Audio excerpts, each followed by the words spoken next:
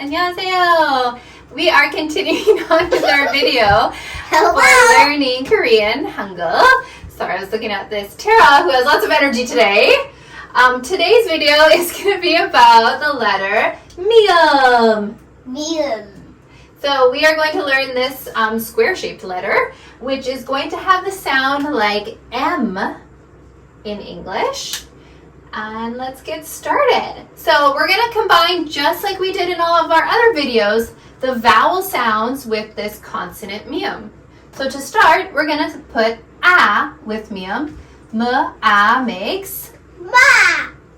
Now mium plus ya makes Mya. M-o, Mo. M-ya, Mya. M-o, Mo. M-yo, Yo. M-u, Moo. M-u, Mew. M-u, Moo. M-e. Me. Now, oh, I love your loud voice today, Tera. Thank you, great job. We're gonna just do it one time with only Tera saying it. Ma. Mya. Bo. Mya. Mo. Myo. Moo. Mew. Moo. Me. Very loud, I love it. All right, now let's talk about some vocabulary words that start with mium. Moo. Yeah, right here. Moo is a word in itself, and that means radish. The white radish we use to make muguk, which is radish soup, one of my favorite Korean foods, starts with moo. So moo is radish. More. We also have here mal. Mal is horse.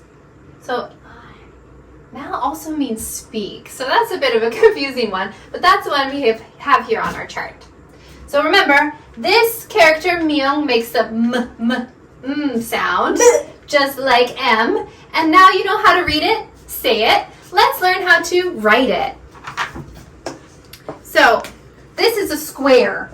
We're going to start with going down, top to bottom, 1, over, left to right, 2, down again, top to right, 4. So 1, 2, 3, 4. Mium. So one more time close up how to write mium. First down, then across, then down, and again at the bottom we make it like a square.